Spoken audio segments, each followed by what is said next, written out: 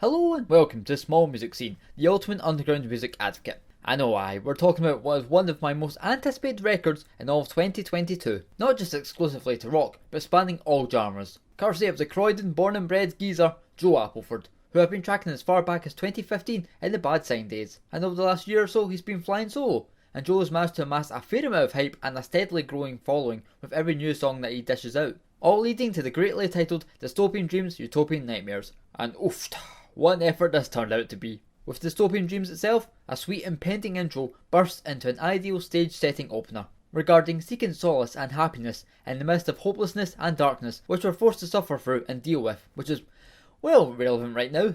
Joe, as always, is insanely convincing and committed to his singing. There's no nonsense, no BS. He's a very outspoken and candid dude as is, and that especially carries through in his music. Silver Lining is a phenomenally banging single, dealing with conflict and uncertainty with other people. It's a well-written, total stonker. Likewise, the aggressive Leech strikes back at personal scroungers. Joe's vocals here properly cement his feelings on the matter. And also we get a juicy guitar solo. And god damn does he ever punt up the pace of Aeonian Fever, which is a sheer display of pure sonic power and energy. It's a wild ride. The Escapist is a change in tone, with a little less assertion and anger, and more of a caring, heartfelt nature. It's very nicely done, and Joe proving, regardless of subject matter or the vibe, he's organic, focused and credible. But we're back to the status quo with the smashing Green, about being dragged down and held back by guilt and gaslighting from others. And next is The Fugitive. The riffs in this particular track are a thing of beauty. It's got a distinctly infectious beat and features another mighty fine, memorable chorus. And the latter rings the same with Sweet Teeth, which has very contagious hooks,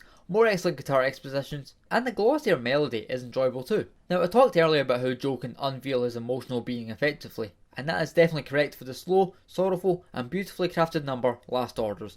Handily the most mature output we've ever seen from him. He follows up with the decent Love and War, then steps up a considerable gear for Mountebank Blues. Oh, seriously, when the tempo swiped up to 11 in the 2-minute mark onwards, bloody hell, it's a beast of a banger. And selfishly speaking, I think this should have been the finale. It would have sent us off on the highest of buzzes. But alas, we have one more, Utopian Nightmares, and it's a solid conclusion to bookend the record.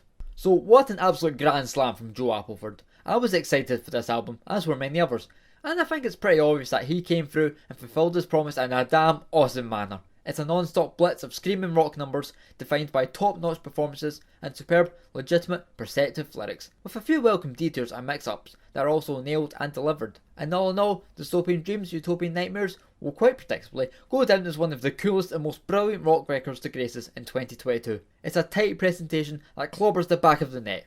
So, cheers to you, Joey. Now let's see more of this in the future, yeah?